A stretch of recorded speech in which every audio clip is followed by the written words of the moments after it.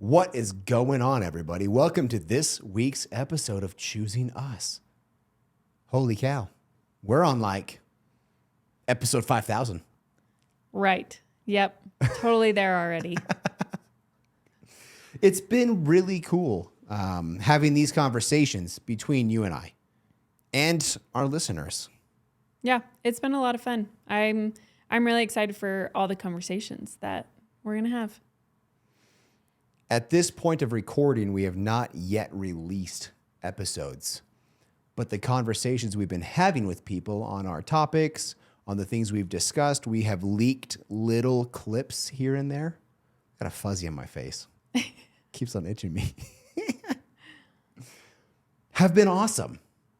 Yeah, I've talked to quite a few people about different episodes and different topics that are to come, and they're really excited. And I'm really excited to get the feedback and to see what the people think and to see what they want. Hint, hint. Give us feedback. Yes, all the feedback. We'd love it. This is the only way we get better. It's the only way this show grows, is if we do better and you guys share it. Yes, share it. Everybody's in a relationship, or at least everybody wants to be in a good relationship. I hope so. I would hope so. So share it with your friends, your family, and let's start helping people create better relationships. Now, on to this week's topic. It's a good one. It's intense. I'm really excited for it. It's going to get some people. It's going to get a lot of people. You're going to have to check yourself before you wreck yourself. I feel like most people do this. It's very rare, I think, to find people that don't do this. I would agree. So often, this is an accepted thing in society. Yeah. That when you just get with your bros or your ladies, it just happens. I don't know why that's the case, and I don't know why it's been accepted, but it has. Always. I think it's always been this way. At least from what you see on television, and that's what is portrayed in relationships. We blame TV. There you go. We'll go with that. We'll decide that right now. We blame TV. We can go on blaming TV and the romantic side of things too, which is a whole nother topic, which I had to learn. We will get to that topic at some point. That one was a smack to the face for me. Newsflash. Your relationship is not like the romantic movies or romantic books. No, the chick flicks got it all wrong. Set you up for failure. They do. So this thing that we're talking about is talking about your spouse to your friends. Or your partner. Or your partner. Yeah. How do you do it? In what fashion do you do? And by way of what fashion of, are you resourceful when you talk about your spouse, whether they're there or not? Especially when they're not. Like if you're out on a guy's night for you dudes, how do you talk about your wife? Or your lady. Or your lady. Is it in a resourceful fashion? Is it uplifting? Is it boosting? Is it helping? Is it putting her in the best light possible? Or when you're with your ladies. Yep. Ladies tend to gossip about anything in life, right? But they also see it as like their best friends are their therapist, their counselor, their person that you vent to about everything that's going on in your life. So naturally, you're going to talk about your relationship. You're going to talk about your partner. And usually people are talking about all the negative things, all the bad things, complaining about all the things going wrong in your relationship. But how often are you talking with your friends about what your partner's doing right, not just what they're doing wrong? Totally true. We as humans, more or less, tend to gravitate to where we focus. Where you focus, you find. Where you focus, you find. And it's so true. If you're focusing on negative aspects about your significant other, that's what you're going to see. You find it everywhere. It consumes your thoughts. It consumes your reality. It's all you see when that's what you're focused on. So let's throw this back 9.5 years ago. We got married. Michaela was 19, as we've already established. Yeah. I was 25, as I think we've established. And every day when I came home from work, we had the same conversation. What was it? Oh, man. I wanted a baby. So bad. Yeah, So bad. I did. And I am so grateful that you were like, nope, that's not happening. Because I was also just a baby. I was only 19 and still pretty immature at the time and didn't even know who I was. Still learning, obviously, but that's all I knew is you get married and you have kids. For those that are not in Utah, that's kind of a Utah thing. It is. You get married, you have babies. Yeah, So the whole multiply and replenish the earth mentality. it's true. And I was not about it. Not yet. I was not about it when we got married. Yep. And it's not that I didn't want kids. I definitely wanted kids. But I also wanted to be with my wife and be just us for a significant amount of time. The number I had in my head was somewhere around the 5-year mark of being married that I want to start considering kids. And we had talked about it a few times. When we were engaged, I felt like we had the conversation. I think at the time it was, oh, let's wait 3 to 5 years. But once we got married, I didn't have a job. That went out the window. Yeah. It kind of was like, okay, let's do this. But little did I know that was not smart. So we actually waited 5 years. We traveled the world. We went on a trip every year somewhere. We went to Mexico. We went to Dominican Republic. We went to a bunch of just different places around the country. Went to New York City, Florida, California, Yeah. Arizona, Went a Idaho. little bit of everywhere. We went kind of all over the place and grew together. Part of it was we dated for 9 months. Dated as in met and then were married 9 months later.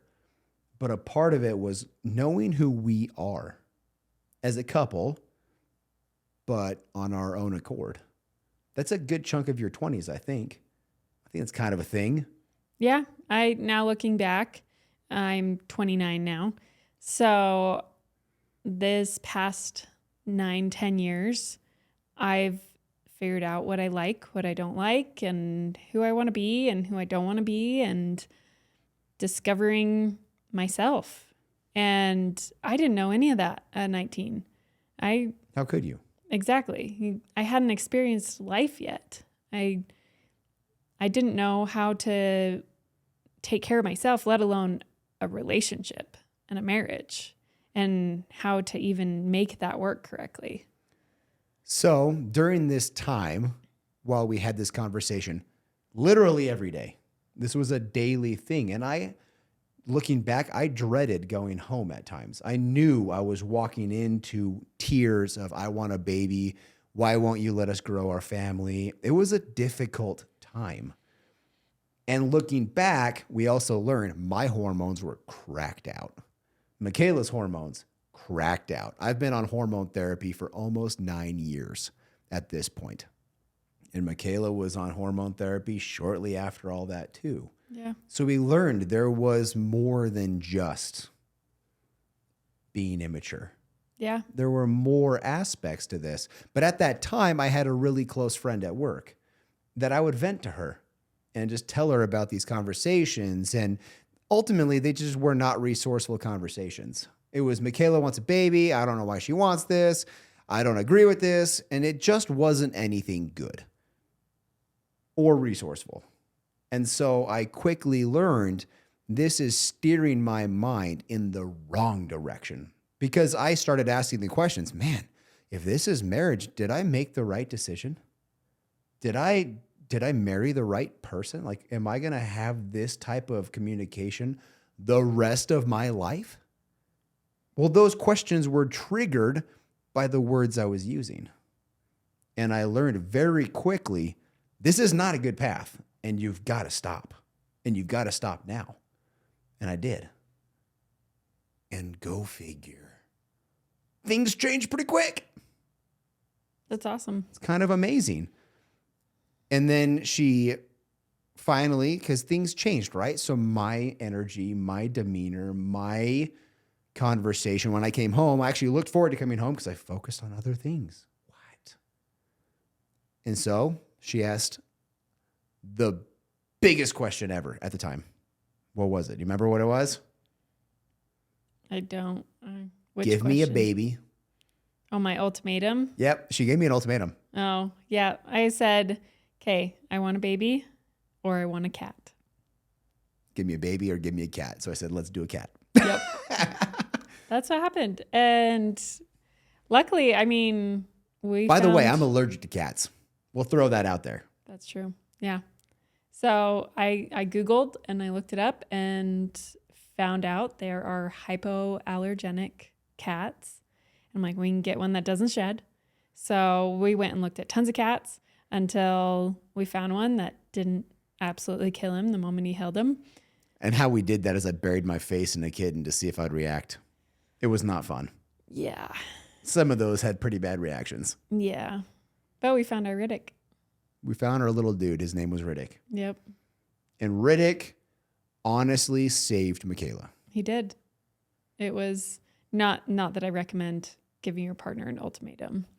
That was our situation. Yep, that was not a good recommendation. But in that situation, it worked for us, and it got us through that time. And he was my baby for a long time till we had kids. He was our fur baby. He was our firstborn son, and we loved him dearly. We say this past tense because we lost him a year ago.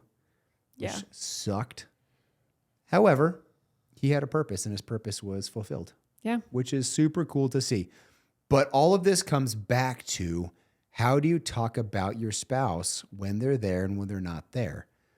When we were on a different podcast, it was kind of brought to the attention of the listeners that they had never, or the hosts had never heard Michaela ever speak poorly about me. And they said, that says a lot about you. You must be like a god. And I brought up that is more of a reflection of Michaela than it is me. that was always something that I hadn't always done. I don't say I'd ever had a time where I would complain all the time about you, but I was always trying to be aware of what I said with my friends, because I have heard that, and I heard it a long time ago, that it is better to speak positive about your partner instead of negative. Talk about all the positive things that your partner does instead of the negatives, and then that's what you will find. And I've seen that in tons of relationships, in all of my friends, that it's like, oh man, they didn't do this, they didn't do that, they always do this, they always do that. Always seeing the things that they're not doing. So then you turn around and you say, okay, cool, but what are the things that they are doing? What are they doing for you? It may not be the way that you want to receive it. You may not be receiving love this way, going to the 5 love languages, which everybody should read that book, and we can dive more into the love languages later on. But how you see your partner and how you talk about your partner to anybody and everybody around you. It doesn't matter if it's a stranger, if it's your best friend, if it's a family member. Talk positive. Talk about the good things that they're doing, and I promise you will find more positives than negatives. If you focus on the negatives and all the things that they're not doing, you will find more negatives. And reality is, you love your spouse. Your spouse loves you. That's why you got married. They are doing more right than you give them credit for if you are not focusing on it. And it may, like Michaela said, be in a way that you understand. For instance, one of my biggest love language is service. That's how I show love. That's how I receive love. Now, I have worked on Michaela's love languages with a ton of focus on physical touch. Not one of mine naturally. It is becoming one of mine by building it up, but it is not naturally one of mine. Yeah. And so I would do the dishes. I would put the laundry away. I would clean things. So she didn't have to. That was me showing love. Which in the moment would honestly drive me crazy, because I would rather you come cuddle with me or sit on the couch and have that time together and be with me than you doing the acts of service. But I had to change the way that I thought about it too, because there's still times that I'll catch myself that you'll be putting the laundry away so I don't have to, or doing the dishes or something like that, when I want you to come play with me and the kids and be present with me and the kids. And I'm like, okay, that is how he shows love, and trying to understand that as well. But it goes both ways, that while you're at work, I can do the dishes or do the laundry. So then when you come home from work, you can be present and you can be with us the way I want you to be with us, because that's also super important to you, because your love language is acts of service, that you do notice when the dishes are done, when the laundry's put away. That's something that you will notice and that you will do if it doesn't get done. Exactly. And Michaela made a point just barely that is really important to emphasize is, how do you speak about your spouse to yourself? Yeah. In your mind. How do you show up for your spouse to yourself? Are you pointing out the things that you don't agree with? Or are you pointing out the things that they're just crushing, doing awesome at? There was a time, and I had a mentor that pointed out, he said, if you always say you're tired, man, I'm tired. Man, I'm so tired today. Guess what you're going to be? You're going to be tired. But if you're feeling tired and you say, man, I'm so awake, I'm so alert, I'm so alive, I challenge you to try this. See what happens. I started doing that, and it's wild. It's wild. I say that all the time, especially being a mom. I'm like, I'm exhausted. I'm tired. Oh, this is a lot, whatever it may be. But every time that I go to say I'm tired, I will mentally say I'm awake, I'm alert, I'm energized. And I can physically feel it in my body. My body will start to wake up. It's a really cool experience every single time I do it. So I definitely encourage you guys to do that it does work. Words have a lot of power. That's why it's called spelling, casting spells. When you speak about your spouse in a positive light, you will see positive light. When you speak about your spouse in an unresourceful, negative state, that's what you will see. And it is so, that's 3 so's, vitally important to speak with candor, kindness, love, compassion, charity, because that's what you will exemplify. Yeah, it's definitely something that everybody should start to look at, is how you speak about your partner with your friends and with your family, and with yourself. And with yourself. And if you catch yourself, and when you catch yourself saying these things, complaining, or just bringing up all their flaws or things that they're not doing the way that you would want to do, reverse it. Change it immediately. Change it in your mind. Change it in your words. And talk positively about your partner. And if your friends are speaking this way about their spouse, control the conversation. Your unconscious mind, your subconscious, will absorb that. And it will take it as if it's taking it personally. It takes everything personally. So if you're talking to somebody, they're just always badgering about their spouse, tell them to stop. Tell them what do they do right? You never tell them what they do right. What do they do right? Tell me what you love about them. Reverse the conversation. And you can use the conversation tool, the communication tool. Yes, and what did they do right today? And then reverse it. You're agreeing with them. You're acknowledging them because that's what they want. And then reverse it. Counter it to a resourceful state. That's a fast way. And if you're like, that's really awkward. Well, that's just your ego getting in the way. You should probably push that crap aside. Yeah, I love that. Change conversations. And change your life. Change your relationship. I love it. Continue to have this conversation with your friends and your family. Have this conversation with your spouse. Control the conversations. Bring them to a positive light. And that is what you will see. I promise you. I challenge you. And then tell us how you feel when you do this. How did it change your life? Leave us reviews on Apple, on Spotify, on Google, wherever you listen to this thing. Download it, like it, subscribe for future listenings. Until then, love you guys. This is Choosing Us. Bye. Thanks.